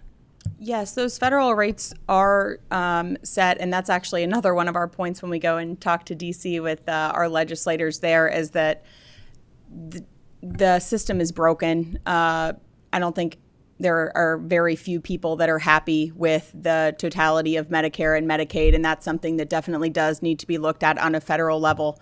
So as Dr. Wong was saying, that's one of our points. If the problem is getting these providers out to those points, yes, let's raise those reimbursements so that we can get providers out into those underserved hospitals and communities, but let's do it based on expertise and training and clinical training. Senator Yates. Thank you, Mr. Chair. And for my question, you kind of got me. I think I was thinking the same line, that obviously if it's already set, we want to capture as much money as we can for Kentucky, for Kentucky workers. So never would we want to turn that down. We'd always want to put it in a way that we capture as much as we can. So if there needs to be something to increase it, for some other reason at the federal level, but as I'm sitting here, anytime I can snatch money and bring it back to poor Kentucky, I'm fighting for that. But the doctor put it, he said part of the treatment that you do as a physician would also be to diagnose and treat patients. Yes, sir. And so I think that's a really important part, because we've had the testimony, and that ship sailed. We know that I'm going to say it 3 times bad. But we've said, look, they can do that job. We know that. We want to have some oversight. But it seems like, would there be another billing code that in the event, as opposed to just giving putting someone to sleep, as opposed to doing that, if you're also diagnosing and treating some condition, wouldn't you also bill for that as well? There are certain modifiers that we use in our billing systems, like Dr. Wong was talking about using transesophageal echo. So that's when, if a patient is asleep, you can put that echo probe down a patient's throat and look at the heart from the inside. And that's something that we do on pretty much every cardiac case. And the cardiac physician anesthesiologist is the one performing and reading that. There are additional reimbursements for that. And we know that all of those are high risk. I think, to Dr. Wong's point, the important part of valuing the anesthesiologist's role in the field of anesthesiology is that you don't know when things are going to go wrong. You don't know when a patient's going to have a difficult airway and it's almost impossible to put a breathing tube in. You don't know when a patient has a seemingly healthy patient has an undiagnosed condition that comes to fruition on the operating table, and it is quite literally seconds that can determine a patient's outcome. It's important to place value on that training that we have as physician anesthesiologists to act and diagnose and treat in those moments that deserves the difference in the pay. And I think, as we've kind of said, it sends the wrong message to put us on a pay equity scale when our training is so different. So Again, you touched my point, and that's what I was looking at. So in the event that's why you have the oversight, and it was said that it was necessary that there should be the oversight.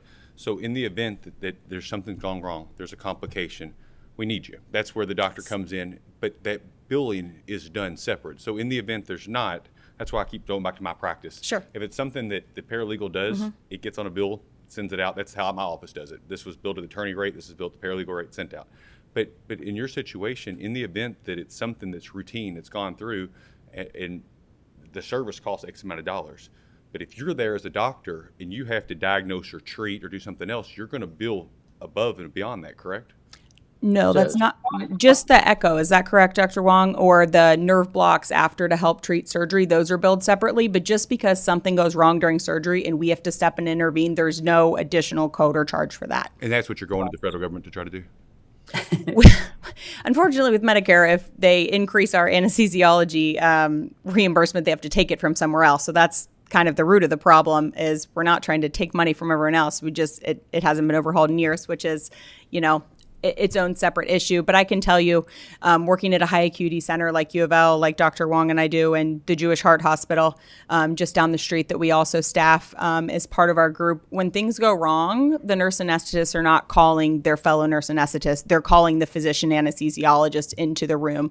And I think that speaks volumes, and it's important to place value on that and reflect that in the reimbursements. Otherwise, it's sending the wrong message to patients, thinking that we provide the exact same same care, sending the wrong message to hospitals, and sending the wrong message to the medical community and future physicians. And to answer Senator Yeast, to answer your question, so that's really not. So there's really no, I mean, those are like for echo, they will pay about $50 for 30 minutes to 50 minutes physician's work. So there's really no code to compensate the physicians for more work to be done. And I think, the way I look at it, and pretty much every hospital look at that, they view the anesthesiologists as a firefighters, right? If there's an emergency, we're ready. We will go there and take care of the patient. And it's very hard to justify to say, well, just because there's no fire in this district today, I'm not going to pay for a firefighter. So I would say for patient safety, we want the firefighter there, whether there's a fire or not, just to protect the possible complication. And we all know anesthesia is much safer now, but still there's a significant complication. People can die from hyperthermia, can die from cardiac arrest, can die from failed intubation. People die from anesthesia, and it's not as safe as people think or try to describe it as. Senator Adams. Thank you, Mr. Chairman. I kind of just want to get us back on track because it seems as if we're talking about scope of practice, and this is not scope of practice. We're not trying to expand what nurse anesthetists are doing. We're not trying to decrease what docs are doing. This is about a billing code that apparently hospitals are quite comfortable with allowing to have increased rates. It's a symmetry between Medicaid and Medicare. I don't know why we're getting off on this scope of practice and who's more qualified and who's not more qualified. It's currently happening.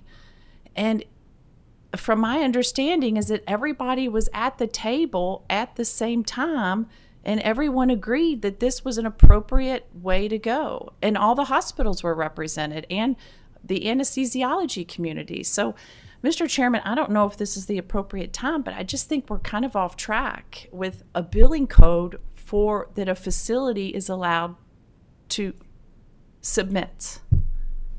Senator Adams, let me clarify on behalf of the American Society of Anesthesiologists, we are strongly against this regulation.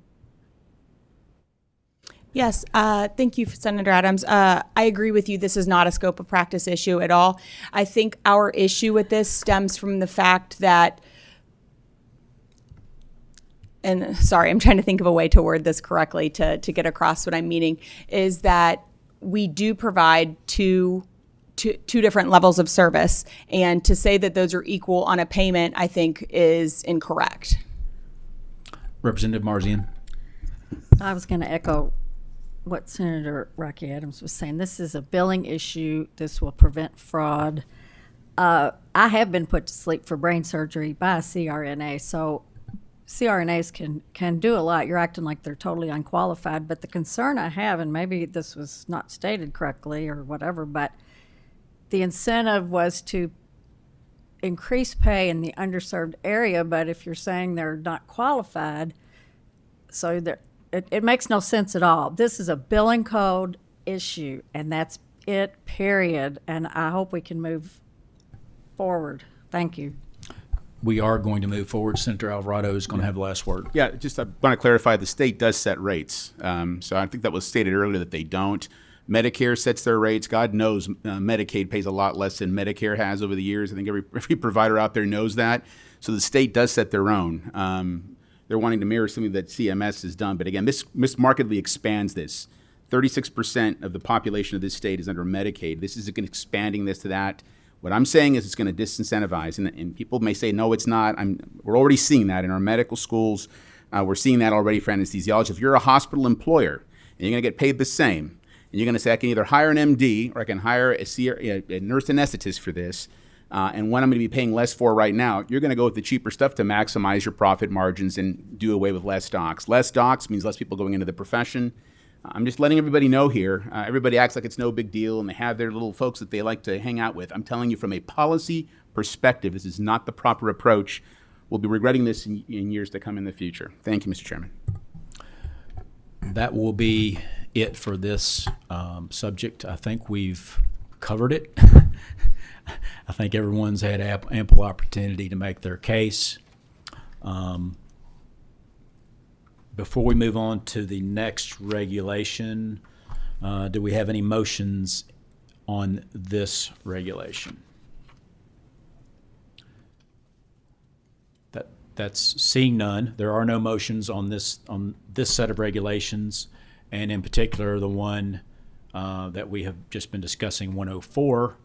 For the proponents of 104, the good news is it's getting out of this committee. The bad news is it's going to Health and Welfare, which is chaired by Senator Alvarado. So this will be discussed again, and that's what Frankfurt's all about. Delving into issues, looking at the minutia, and making sure we have good policy in the end. So thanks for all the people who have spoke on this subject. Please call the next regulation. Department for Community-Based Services, Child Support, 921 KAR 1400 without additional amendments. 921 KR 1400 amends to update the Commonwealth of Kentucky worksheet and forms for monthly child support obligation.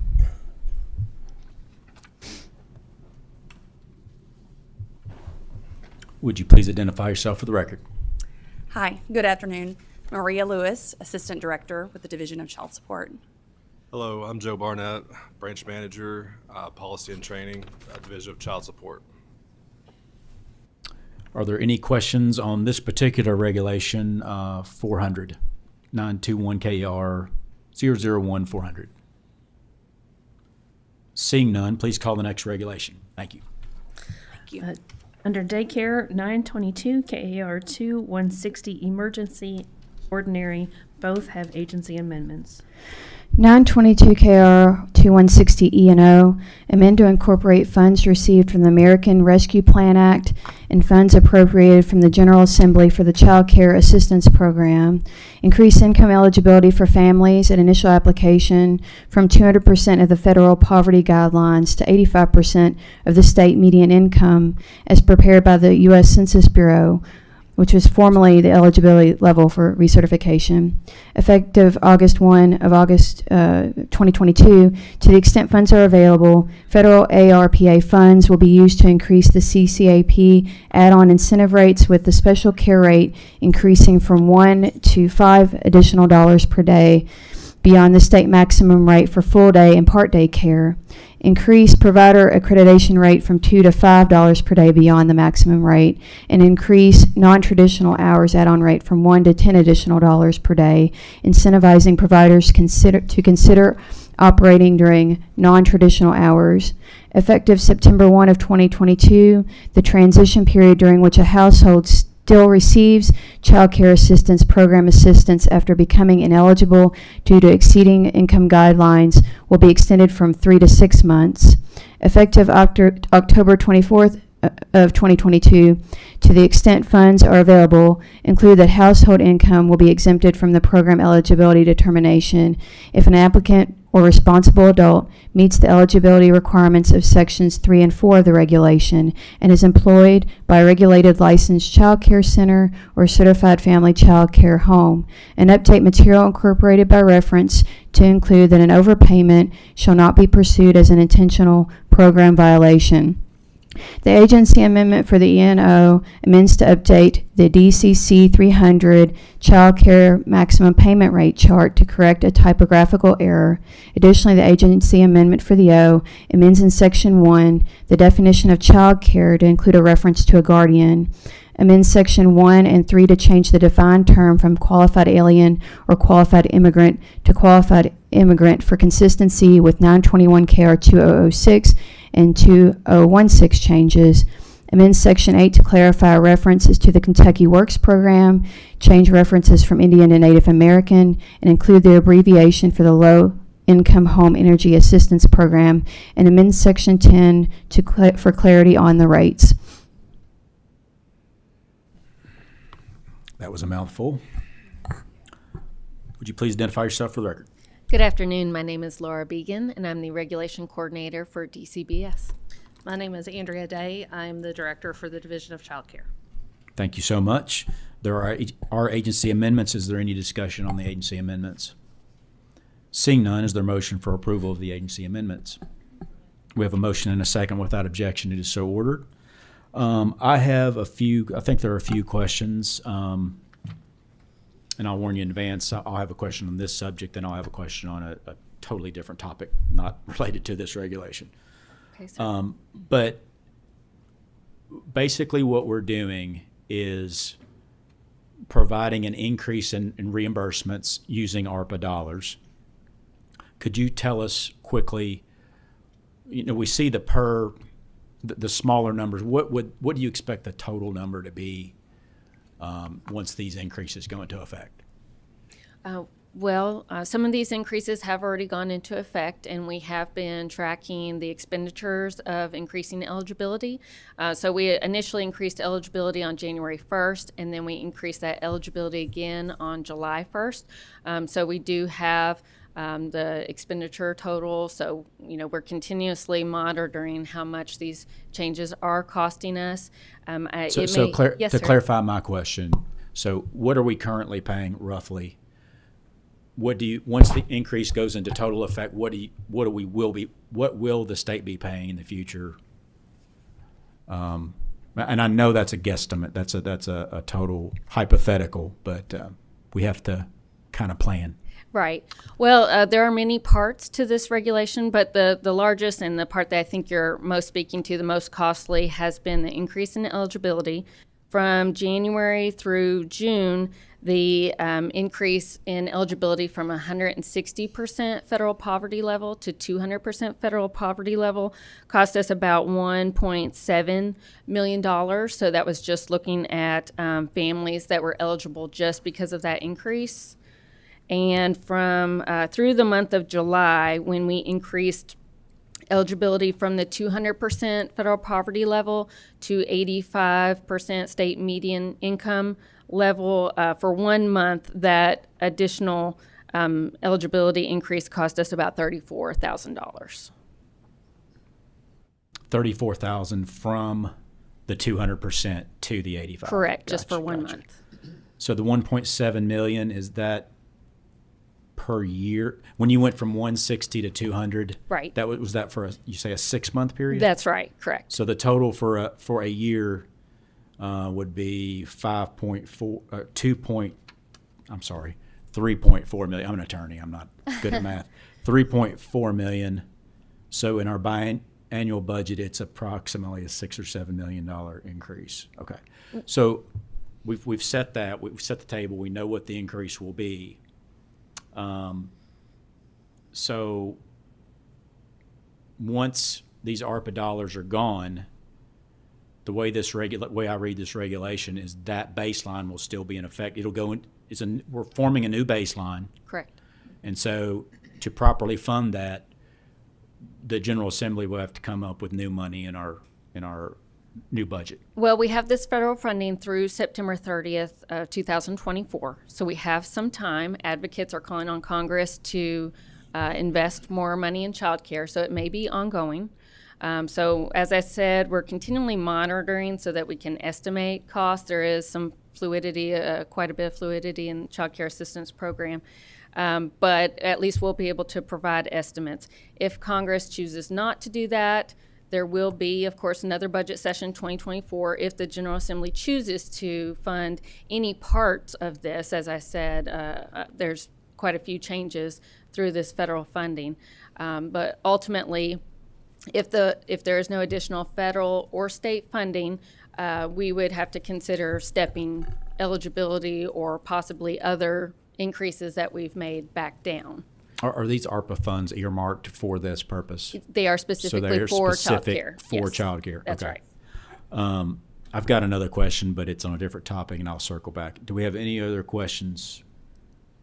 Senator Alvarado. It was just to that same issue. I want to make sure we have a long-term plan for this ultimately, because this sounds great. This will be wonderful. People get increased services. They'll have increased eligibility and more reimbursement for providers. But if it gets dried up, I'm going to see it. We're going to hear it. We have a budget discussion. Well, it's the General Assembly who wants to cut you.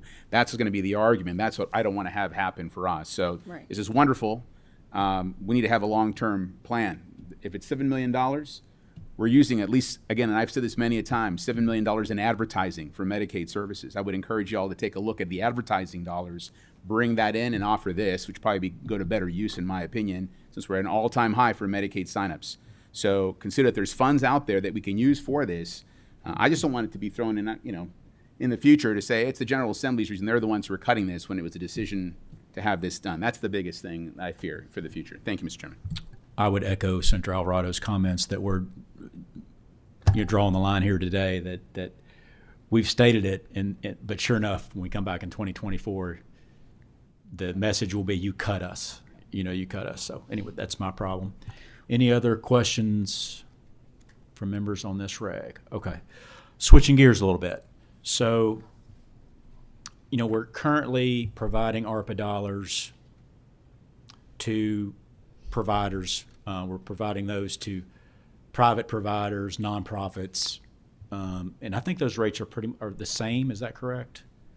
So the YMCA, if you're doing child care there, they get the same rate as a private provider. Is that true or not? And you're speaking about separate from this reg. I think you're talking Yes. about stabilization Yes, payments. stabilization, yes. Those are tiered, so I will turn over. So there are 3 tiers to those funds. Tier 1 is base level. They're meeting health and safety requirements. Tier 2, they're meeting health and safety requirements, but all their employees are paid at least $10 per hour. And Tier 3, again, they're meeting the health and safety standards, and the floor for all employees is $13 per hour. So it really incentivizes them to try to pay their employees more. But there's no differentiation between for-profit, nonprofit. No, as long as they're meeting those 3 right. guidelines. Yes. The contract and the application that we had for this process, it was any regulated child care program across the state. It doesn't matter if you're profit, government, whatever. It doesn't matter what you are. As long as you're regulated, then you could apply for this. And it was based on your capacity that was listed in our system, which is the KICS, which is Kentucky Integrated Child Care System, and shows how many kids you can have at your highest capacity. And that's what we based it on. We allocated $49.6 million for each payment, which is 9 payments total. There's a rolling application for that, so that, let's say someone was closed for the summer and they're not going to be eligible because they weren't providing services to children, but then they reopen, they could get that next payment. But part of the contract was also, we are federally mandated to report out on how these funds are being spent. So one of the items in our contract was a monthly data sheet showing how providers were using that money, and for those to be turned in every month. And if there's one that's missed, they won't be eligible for the payment because they didn't fulfill the part of their contract that they were supposed to. But they could, as if they turn them in, get the next payment. It's not like one and done. They do have the opportunity to turn that back in. Yeah, and I don't know if other members of the committee are getting the same feedback, but I'm getting a lot of feedback as to the question. I think they call it the questionnaire. We were a little bit late on the questionnaire, therefore we lost the whole quarter of payment. Mm-hmm. Is the questionnaire easy to do, or It is. It's the same questions every month, and we ask for those to be done monthly. Even though we are required to do quarterly reporting, we ask for those monthly to make it easier on the providers. That way they weren't rushing every quarter like, oh, I need to go back and find X, Y, and Z. If they got in the habit of doing it. Now, we contract with a third-party vendor to distribute these funds. They send an email reminder out to folks every month. They follow up with phone calls asking for it, and the date is outlined in the contract that it's due by the 5th of every month. We have had some folks, unfortunately, that have missed that deadline. We have been very consistent with applying. The contract says if you don't follow this, you're not going to get this payment, but you can get the next one. We've communicated that by listserv messages, and again, we've had a lot of those conversations because, constituents aren't happy, and, we've looked at each of those, but we've applied the same logic and been consistent in how we've applied that. Thank you. Any Any other questions from members? Seeing none, thank you so much. Thank you. Thank you. That concludes our agenda for today. Our next meeting is currently scheduled for Wednesday, November 9th at 1 p.m. Wednesday, November 9th. And do we have any announcements from members? I have an announcement okay. This is an announcement mainly for lobbyists, cabinet members, whoever that's listening, still listening, I guess. If you want to we have a general rule that you need to be in person, that we don't allow Zoom unless it's extenuating circumstances. Just for clarification, that rule was never meant to prevent people or make people fly in from out of state. So if you'll just let the committee know that you have a speaker that's in California or another state wanting to speak, it's not the intent of the leadership of the committee that they fly into our committee, that we're more than happy to take them by Zoom. But if you live in the general area, it's our wish that you would be here in person. Just want to make that announcement for clarification. Any other business to come before the committee? Seeing none.